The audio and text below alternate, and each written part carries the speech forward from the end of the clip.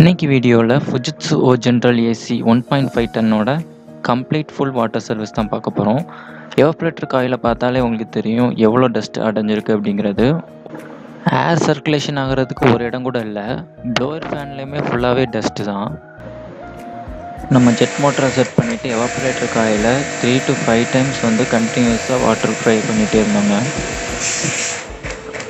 நம்ம jet pump வச்சு அடிக்க டஸ்ட் பார்ட்டிகல்ஸ்லாம் சின்னதாக பிரேக் ஆகி வந்துக்கிட்டே இருந்துச்சுங்க. அவ்வளோ டஸ்ட்டு எவாப்ரேட்டர் காயிலில் அடைஞ்சிருக்கு. ஸோ சர்வீஸ் அடித்து முடித்த பிறகு எவாப்ரேட்டர் காயில் எப்படி இருக்குங்கிறத பாருங்கள்.